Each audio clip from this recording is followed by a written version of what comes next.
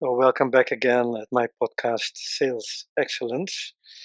Today we're going to analyze a sales team, and this is a real life case. I rounded up the numbers a bit, but the numbers are real. The percentages are real, the value, the money, all of it, the targets, the revenues, all of it is real. It's a real existing team. It's a team which I trained and coached a few years ago. Um, of course, I just changed the names, so you will not know which company, who's who, etc., etc. So I changed all that. So let's start with briefing. So it's been a while. Welcome back, Remy. It's been a while since we've seen each other. I think how long has it been? Thank you for the coffee, Robin. Yeah, it's been a while. I think it's been 2 years that I trained your team, and I remember it well. Yeah, 2 years already. Yeah, I remember. Yeah, well, the reason why I invited you back is because a lot of things changed in my team, and you did an excellent job the last time 2 years ago.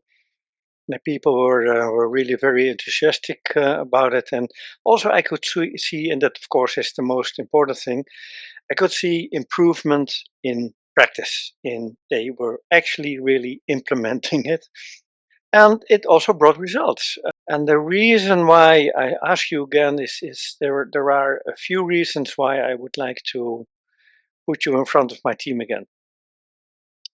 So first of all, we were very content with what you did 2 years ago, and that it brought results. The second thing is that I think it's decaying. They become sloppy, so they need to be put in their place again to be more sharp and have a little bit of confrontation maybe.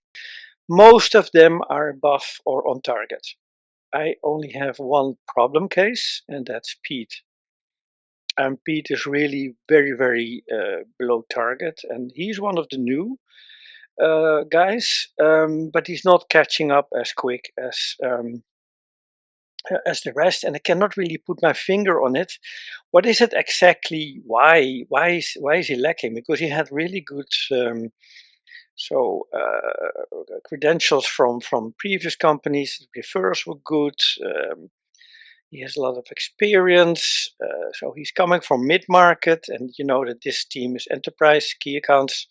So maybe there it is a little bit difficult, maybe to take that step up to different type of C-suite kind of customer.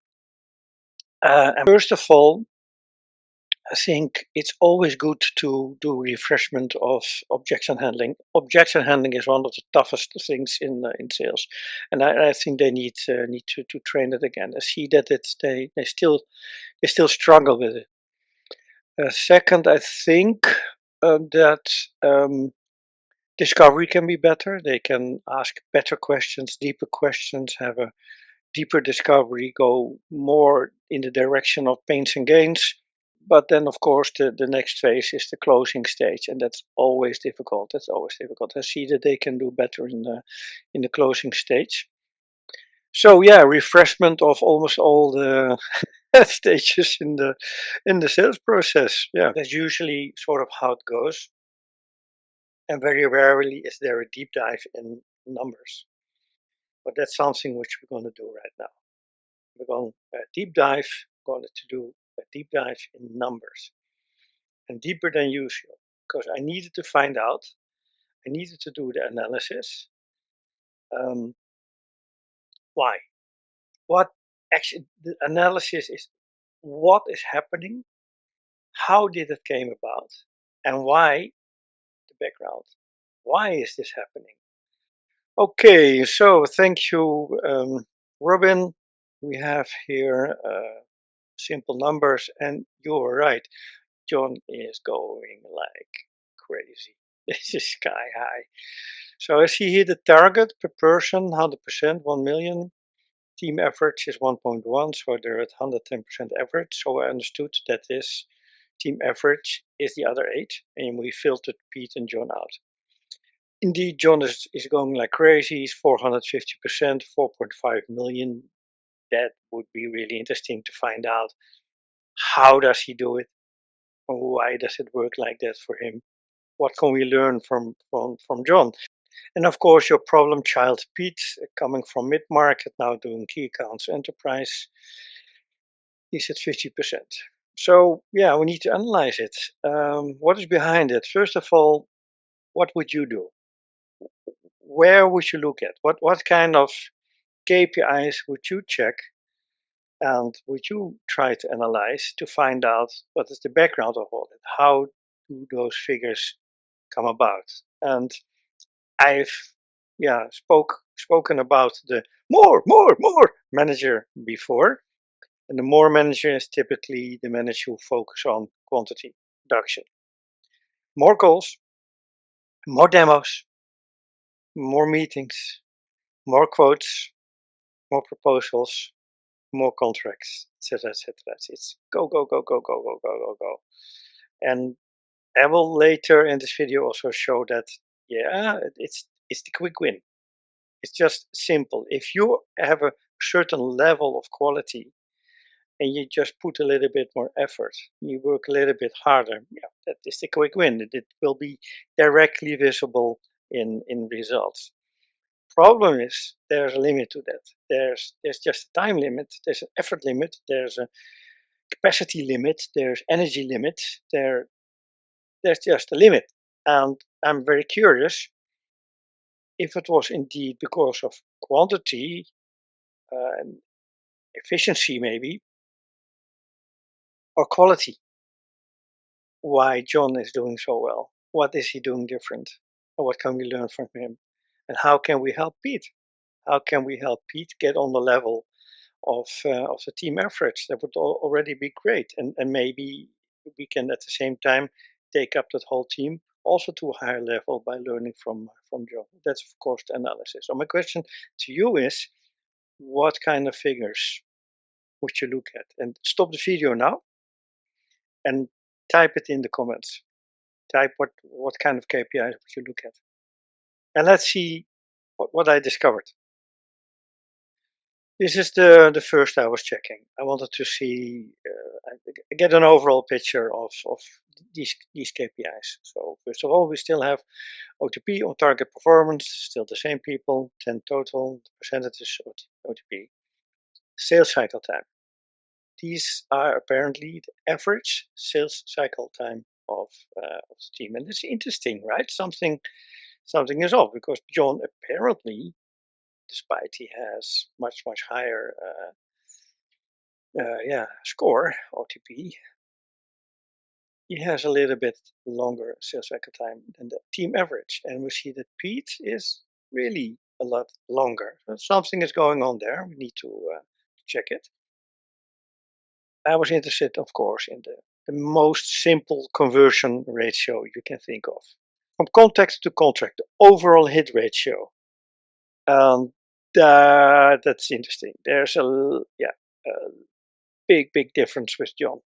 So already we have one of the reasons why John is doing so much better than the rest. That has to do with his overall hit ratio. It's interesting to find out later which conversion ratio in which stage in the sales process, or maybe all of them. We need to find that too. We need to dig that out deeper also. Then we have Pete and the team average, and this looks like, oh, that's close to each other, but it's not true. What does this mean? This means that the team average is 1.5, 150% better than Pete in the overall ratio. It looks like it's close to each other, it's not. All right, average deal size. Okay, that's interesting. So Pete has even a little bit bigger average deal size compared to the team average. But also here we find a very distinguishing success factor for John. So apparently we already have two good reasons. Why is John, what is he doing better? We don't know the why yet. We need to find out the why. And of course I will need to have interviews with them, and I will need to shadow them. From contact to contract, that says nothing. we need more information. Here we have it. Of course, we need to check what are the not the overall hit ratio, contact to contact. Of course, that's interesting. Of course, yeah, we want to know, but we need to know who's doing good in which stage, or who is lacking in which stage in the sales process. There we can benchmark. There we can compare. There we can customize training and coaching. So looking at the chart, we have here now the conversion ratios for the different between the different stages in the sales process. So we have here the number of discovery meetings they got out of the call, the number of demo meetings they got from discovery meetings, the number of quotes made um, as a result of doing a demo, the number of contracts they got out of the quote. And there we got that overall hit ratio, which is just average product actually of those four. Interesting to check it. What is the first thing you see? It should really jump into your eye, because this is something I have never seen before. In my whole career as a trainer or a sales leader, I have never had anybody ever had in his whole life, in my whole life, a conversion ratio 99%. John had 76 outstanding quotes in that year, during the whole year, of which he scored 75. That's mind blowing. I have never seen that. He is doing something really different, and I had to find out what it was. So the whole team and Pete can learn from it. Furthermore, all of his conversions are higher. So the most important ones, demo, the percentage you get demos out of your discovery, and the percentage quotes coming out of the demos, well, it's 80%. That's high. It's not strange. It's not super high. It's surely possible. It's not strange that if you have a very good discovery meeting, your prospect will, in 80% of the cases, ask like, "Hey, can you also do a demo?" And it's also not strange that if you have delivered a very good demo, that somebody is interested in getting a quote. That is not strange. So there we see that in this one quote from demo, Pete and the team doing the same thing. We see that Pete is a little bit lower in getting demos out of his discovery meeting, so that says something about his discovery meeting. He's lower than the average, and 15% difference, that's not a little. He is, funny enough, the highest in calling. We don't know yet how much time that takes, if he's efficient here, but at least he's effective.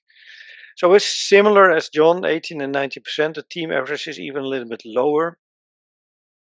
We already knew the contracts, so no matter what conversions, we see that the number of contracts landed by the team 55, average 22 by Pete, and 64 by John. What else do we see? We're seeing different things. Yeah, we see here something. Like here, a difference of 15%. We see the same here. So it's 2 times that Pete has significantly lower conversion ratio than a team average, and where in all the conversions, John is higher with a very high extreme of 99% in his latest conversion, getting contracts out of quotes. Amazing. There's something else which should jump to your eye. The first thing, so we already have 2 things where John is significantly better than the team average, and even better than what I have ever seen, this 99%, but also the 70,000 average deal size compared to the team average. Funny enough, Pete is a little bit higher in his average deal size. That is good.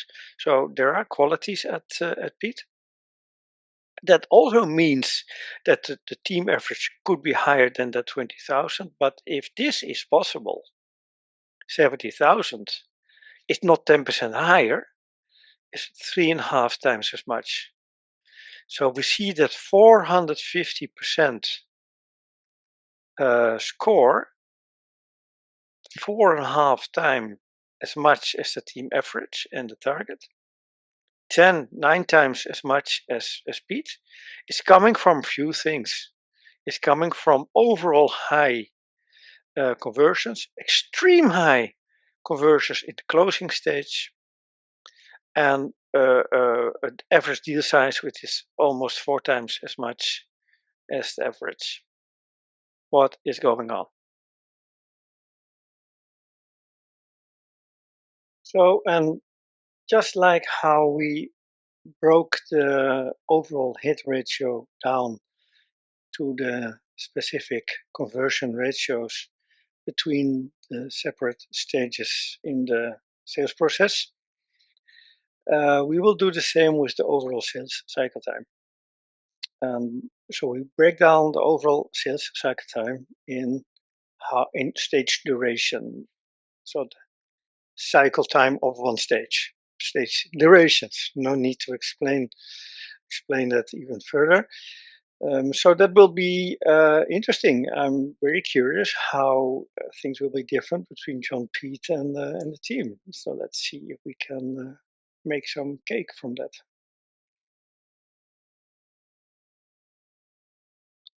If I'm correct, now you see I'm sharing the screen. So here we had the overall hit ratio, average deal size, number of contracts, overall OTP performance in percentage in numbers, and the specific here conversion ratios between the separate stages in the sales process. We will move up and look at that overall sales cycle time, which we had here. Sales cycle time, 6 months, 8 months, 5 months, and we'll see how it's broken down into the separate stage durations of John Pete and the team. So here we have it. So very interesting numbers again. So what we see again, the total sales cycle time, and we see the separate stages of the sales process, prospecting, calling, contacting, doing everything to get that first meeting. Then we had the discovery stage, in which, of course, there can be more than just one discovery meeting. We have the solution stage, in which also the presentation, the proposal, the demo, all of that is taking place in the solution stage. And then, of course, we have the closing stage, where we try to get the deal and also probably need to negotiate and maybe even have to send a new quote. If it's a new quote as part of the negotiating, I prefer to keep that in the closing stage, because the new quote is part of the closing and not part of offering a solution. So what do we see here? We have 1 month, 1 month, 1 month, all of them. On average, it takes them 1 month from the first call or the first contact to get that meeting, that first discovery meeting. Interesting that John takes more time for his discovery stage, 2 times as much. 1 month for Pete, 1 month for the team, 2 months for John. Interesting. Why? What is he doing different? Oh, interesting. We're going to find out later. Solution stage, team and John the same. 2 months both, 2 months both for the solution stage. Closing stage, 1 month, 1 month. So the only difference in that 6 and 5 months between John and the team is he has a longer discovery stage. Then what else do we see? We see Pete. Pete is doing similar as the team in prospecting and discovery stage, but he has a very, very, very long solution stage. Now, why is that? What is he doing there? 4 months, 2 times as long as John and the team as well. Also bear in mind that Pete was complaining about time, that he was lacking in time. So this, maybe that's connected here. I know that it's connected, and I also know why, but I will show you later. And then, of course, also the next one, again, 2 times as much. It takes him 2 months on average for closing, on average. So his 8 months consists totally of 6 months, on average, all of that, 4 months and 2 months for respectively solution and closing. Now, I'm wondering what would be your next analysis? What would be the next layer, the next numbers, the next stats, KPI? What would you investigate now? So we know that there's not super much difference between John and the team, just that his discovery stage is twice as long on average. Okay, let's find out what it is. But what jumps even more to the eye is what is happening with Pete in the solution stage and the closing stage. What's going on? So I pulled up more numbers,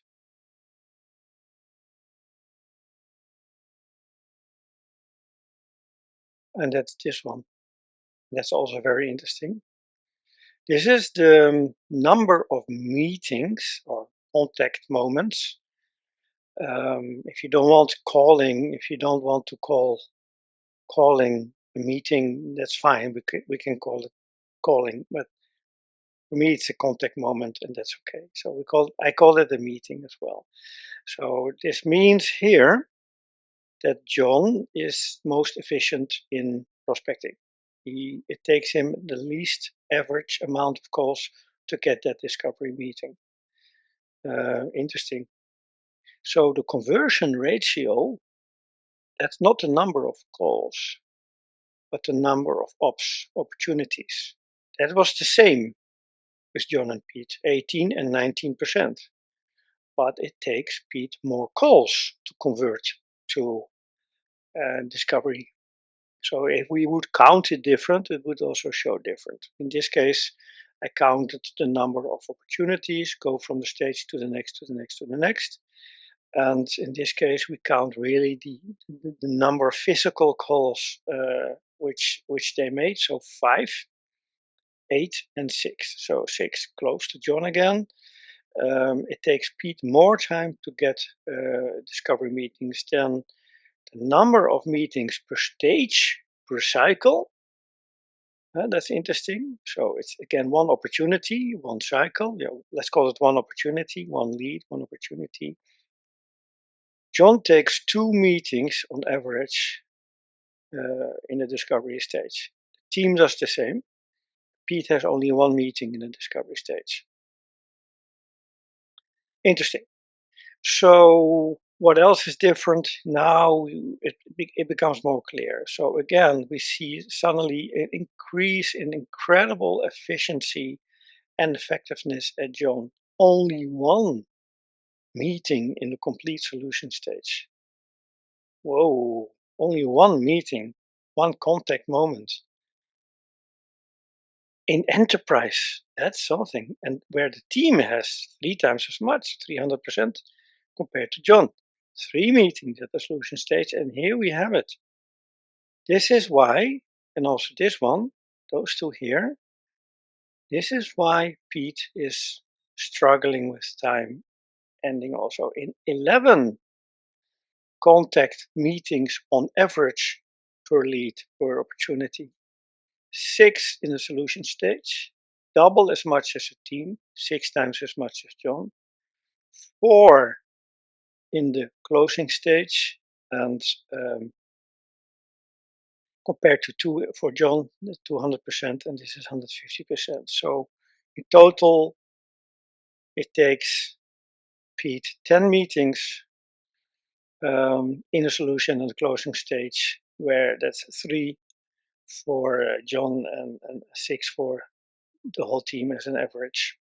So here we have it. Now, of course, the question is, why is this happening like this? And mind you, this is an average, right? This means that we had 22 contracts landed. We also know the conversion, so we know also the number of the number of opportunities in the solution stage, and the number of closing stages, opportunities in the closing stage. That means that this happens like 50 times per year. 6 meetings per opportunity in a solution stage. So I'm starting to think that it's because that he does a lot of demoing. What else would you do? You can have one meeting for a presentation, or maybe it's a presentation, maybe he's showing a PowerPoint or calculation to many different persons. Maybe he's doing a demo again and again to different persons. So I suspect that John is combining that as much as possible. That he's pooling all the DMU members and all the stakeholders, which he found in the discovery, putting that in a solution stage. Well, there's only one way to find out, right? We need to shadow. So, thank you very much for listening. And real case, real numbers. The numbers, okay, were a little bit rounded up, but the percentages were quite accurate for real persons, real team, real company, real product, just different names. With this, I say again, see you soon. Ciao. Interesting case, right? So it's not just the numbers, of course. There's also, you need to do observation. If you're a sales leader, and recently I asked the sales leader, so how much time do you spend on coaching? A lot. What is a lot to you? Last week I did 2, and I do it every week. So I make time every week to do coaching. So, okay, should be 10 times as much. What? Yeah, 50% of your time. What else is your responsibility as a sales leader than helping your team becoming better in efficiency, effectiveness, and mindset? All of that directly contributes to what you're responsible for, results. So what else? Of course, there are all kind of projects. There's a CRM project. There's the messaging project. There's the value proposition project. There's IT. There's reporting. There are meetings with your upper level stages. But are they really as important as this? Your team performance. So what did we find? We found that John was doing things significantly better in some of the conversions, actually in all conversions, but really much better in the end conversion of the closing stage, 99%. Also, he had his average deal size of 70,000 compared to the rest, 3.5 to 3 times as much. These are things I have never found. I have never found any account manager, key account manager, enterprise sales rep in whatever kind of business, in the 5,000 people I've coached and trained, I have never seen this. Never. So he is doing something different than all of us. And I found out what, of course, the only way was by shadowing. He's doing things different. So yeah, that was significantly better on that part. Conversion ratios 80%, 99%, 70,000 average deal size. Pete was also was behind. He was poor in a few things, and we saw that it's an efficiency thing. He was having 6 meetings on average in the solution stage and 4 meetings on average in the closing stage. Of course, the reason is what did John better and what did Pete poorer? What did he do different? And I found out by the shadowing, it's the same thing. It was the same thing. Exactly that what John did better, different, was exactly there what Pete was not doing. And I found out why. And I could help the whole team and Pete as well. So remember that Pete came from mid-market And the way he used to sell, his approach was having this champion, an expert as well. So it was also easy to do a technical discovery and talk on the same level. And he felt comfortable there talking on that level. So that first contact, the internal specialist expert on that topic, easily became his champion. And he was good also in building that rapport and creating that relation. So going through that whole sales process with his champion, and the champion then would sell it up to his manager. Usually that was it.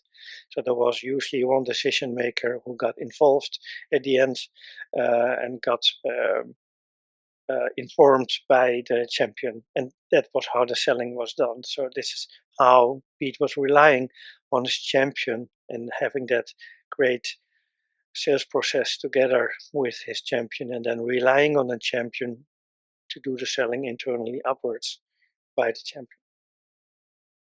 That doesn't work in enterprise, because in enterprise there are many, many more stakeholders, people who are impacted and involved. And the thing what John did was he was doing an excellent qualification in the discovery. He was trying to find out who is in the current DMU, but also who would become member of the DMU, decision-making unit, later on in the process. Who would normally be involved late in the process in the decision-making process internally. So he was already qualifying the complete decision-making process of that prospect already in the discovery phase, not at the end. So he found out how that decision-making process would go, who are the current members in the DMU and who will be future members in the DMU, and he involved all of them in his discovery. He engaged all of them by asking all of them regarding this topic, seeing these risks, seeing this potential return on investment. How does that benefit you? What is important for you? So you also had that psychological aspect. He was involving everybody, asking them what they find important, so they also felt acknowledged. There's the thing about discovery is not only finding the information you need to present a good solution, it's also to acknowledge your spokesperson. They feel acknowledged because you ask good questions and follow-up questions, in-depth questions, and listen very well and write it down and everything, and use all of that in whatever you're going to present.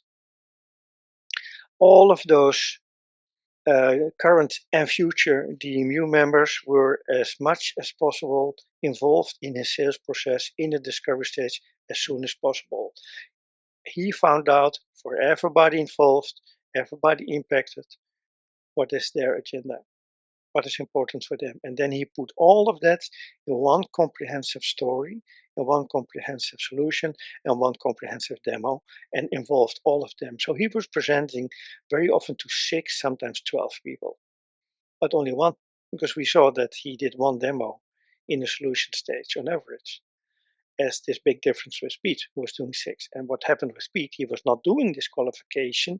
He was relying on his champion as he used to be, but got surprised every time during the solution stage by new contact persons. This person needs to see it.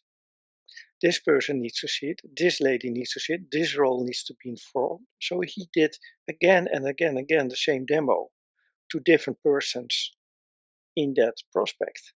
And that's what happened, why he had this 6 on average meetings in the solution stage.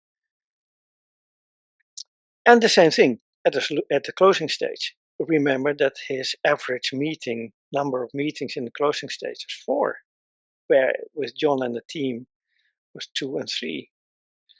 No, 2 and 2. So and 2 is possible, of course. That's normal. You have your closing, you have had your quote, and there will be some negotiating, and you make a new quote, which is probably also already a concept contract, which can be signed right away. You will have a next meeting to present that and to promote it. And that so it's quite normal that you have 2 meetings at your closing stage, but 4 on average.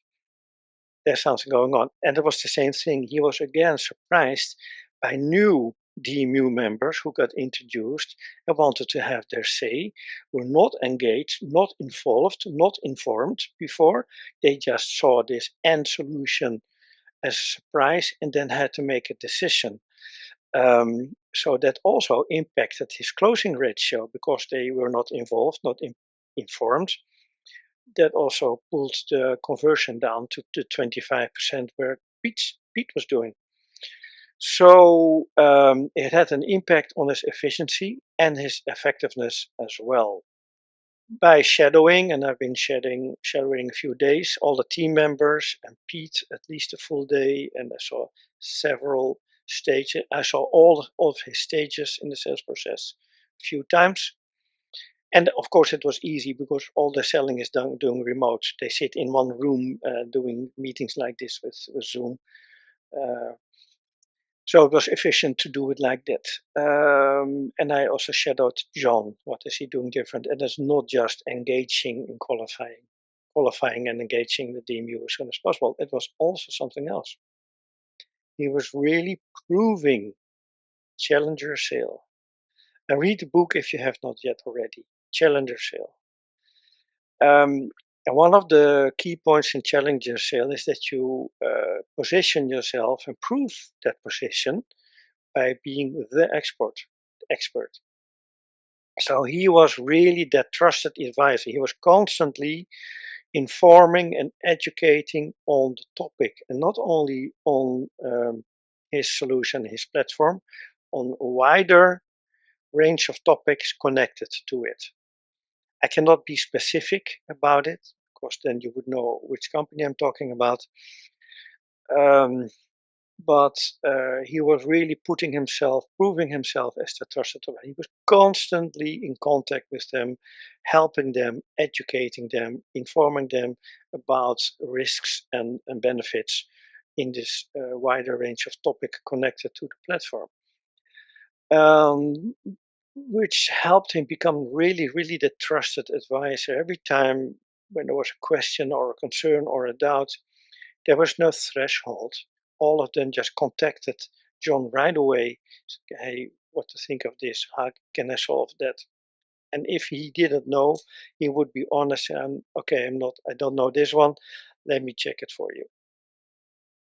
It didn't come overnight. It took him a lot of studying. It took him 3, maybe even 5 years, if you count when he started it, really consistently educating himself so he could educate his prospect. So what did we learn from it, and how did we improve the team? We improved the team by doing training and coaching on the subject of engaging, involving the DMU as soon as possible, asking the right questions, doing the right qualifications, get that current DMU and the future DMU members as soon as possible, not only in the picture, but engaged in the conversation and doing discovery with them as well. Collect all of that information, create all of that rapport with all the members, and only then, if you have that, doing that solution presenting and demo stage. So we could train that, and that immediately had effect that the number of meetings for the average team average went down as well. And indeed, also the average discovery stage for the whole team became a little bit longer, but they won it back in the end with the solution and the closing stage. Also, their overall and the end conversion ratios went up, so the sales cycle time became shorter for them. Stage duration time in the later stages became shorter, but also their closing, the conversation and overall hit ratio became better. How about Pete? Now, Pete did just everything the same as the team. So he just learned the same things. Of course, he was part of the training. It's not that he was not talented. It's not that he was not skilled. He was successful in the mid market. He just had the wrong approach. So he could train the new approach, the John approach, and Pete just took up and went over 100% and also had more time. That was it. The other thing also, Challenger Sale, we set up internal e-learning courses to get them also with the knowledge on the level of John. And also we asked John to have pizza sessions in the evening once a week to inform his team about his knowledge on the topic. So we were working on qualification. We have been working on engaging and involvement of the um, this decision-making unit. We were working on trust leadership and being that trust expert, and all of that had effect on efficiency and effectiveness as well. We took a little bit extra time for Pete because we found out what was actually behind why it was not just the approach what he was used to with champions in his mid-market time. It was also that he subconsciously, and that is the mindset thing, you see how important that is, positioning himself underneath, seeing himself as more dependent on his prospect. So with the champions, he could still talk on level, but once he talked with managers and directors and C-level people, he was putting himself there, and then you get this begging mindset. I'm dependent on them. They are above me. No, if you really understand the benefits of your solution and the return on investment of your solution, you will see that your prospect is also depending on you. So we worked also on the self-confidence with Pete in one-on-one coaching and mentoring and field coaching and job coaching, etc. And he became more more solid. So he was asking all those questions in a discovery. He was not afraid to postpone a demo if he found out there should other people be involved. So he rescheduled and it was fine. He just collected as many DMU members as possible in that solution state. So the shyness, that wrong perception of being dependent and seeing yourself less, we worked on that and it took a while, of course, but it improved heavily. And of course, it's addictive when you become successful. You find this approach. It also, of course, helps your self-confidence if you become more successful.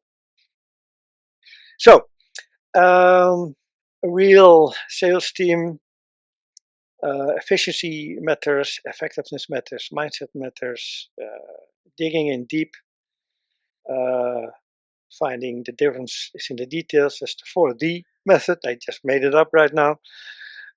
Digging in deep to find that difference is in the details. Okay, um, and of course the shadowing. And again, if you are a sales leader and you think shadowing, I don't have the time for you. Shame on you. Go sit in a corner. It's the most important thing. It's the most important task. The most important responsibility you have as a sales leader. And we are not used to that. And nobody tells you this, but it should really be 50%. 50% of your time should be spent on education, training, and coaching your team. What else? Because all of that, if you coach and train them on effectiveness, efficiency, and mindset, will directly impact success. And their success is your success. If you're a sales rep, be critical on yourself, challenge yourself, reflect yourself, check your mirror and see, hey, is this happening to me? Am I afraid or too shy? Am I putting myself underneath in my positioning myself in my perception? Am I positioning myself underneath my prospect or certain roles or people in that prospect? Or am I weak in that qualification? Am I not engaging in involvement all those DMU members? Am I surprised by new contact persons and new DMU members and new stakeholders all the time? during the solution stage and the closing stage. Check yourself in the mirror and see if that's happening to you. So thank you for listening. It's been a pleasure again, especially because there's for me there's an emotional involvement in this case. Um, I was not choosing for the quick fix and just relying on that briefing meeting with Robin. Okay, we do another training again and repeat the stuff they already should have implemented. No, we went into the numbers and I went into shadowing and spent 3 days or more consistently all the time sitting next to them, shadowing and finding out what is going on. And then we found the solution. It was easy. We learned from John, all of us. And how about Pete and the team? So the team went up to 130% on average and still improving, and they're still working on that knowledge part. Trusted expert, trusted advisor. And Pete got up to 110%. So took half a year, but he was there. And he's now having a lot more time. He's more relaxed, more confident, and more successful. So I was happy to share this with you. And like I said, I have an involvement, emotional involvement here. Um, if you have questions, you know where to find me. If you think, yeah, I've seen it all before, that's all fine. It's not new for you. Then it's just a confirmation of stuff you already found. Maybe it is new for you and you found, hey, I should look at this as well with my team or with myself. So with this, I say, see you soon. Bella ciao.